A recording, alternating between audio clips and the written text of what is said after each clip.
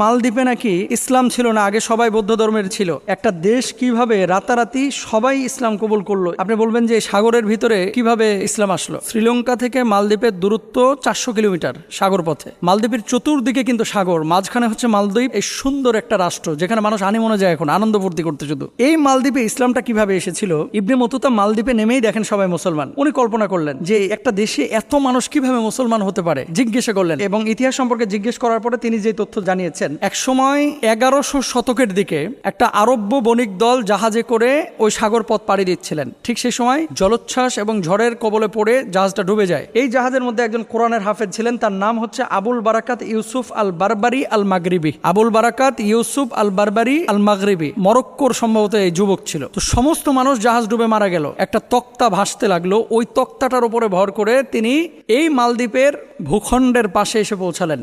তো পুরো জাহাজ শেষ, কি করলেন? মালদ্বীপে উঠলেন। ওঠার পরে দেখেন যে সামান্য কিছু মানুষ এই দ্বীপে বসবাস করে। একজন বৃদ্ধকে তিনি পেলেন, সে বৃদ্ধ তাকে আশ্রয় দিল। তো তিনি কাঠ সংগ্রহ করে সেই জায়গাটায় বসবাস করতেন। আচ্ছা, হঠাৎ একদিন কাঠ সংগ্রহ করে তিনি বাড়িতে ফিরছেন, এমন মুহূর্তে দেখলেন বৃদ্ধ খুব কান্না করতেছে। কান্না যখন করতেছে বললেন যে আপনি আমাকে আশ্রয় দিয়েছেন, আপনি কি কারণে কান্না করতেছেন আমি কি জানতে পারি?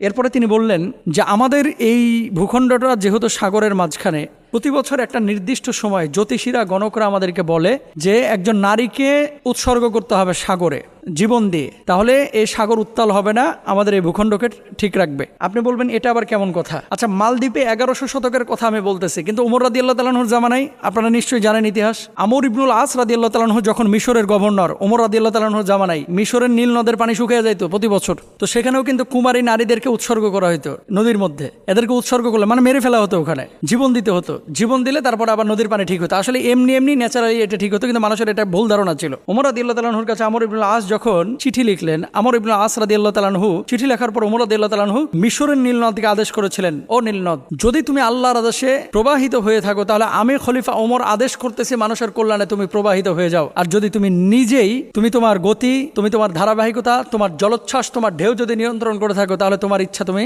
বাস্তবায়ন করো। তো আল্লাহর আদেশে যেহেতু নীল নদ প্রবাহিত হয়, যে চিঠিটা ওমর রাদিয়াল্লাহু তাআলা আনহু লিখেছিলেন, আমর ইবনুল আস রাদিয়াল্লাহু তাআলা আনহু ওই চিঠিটা নীল নদের মধ্যে নিক্ষেপ করলেন। নিক্ষেপ করার সঙ্গে সঙ্গে নীল নদের সমস্ত পানি জোয়ার এসে গেল।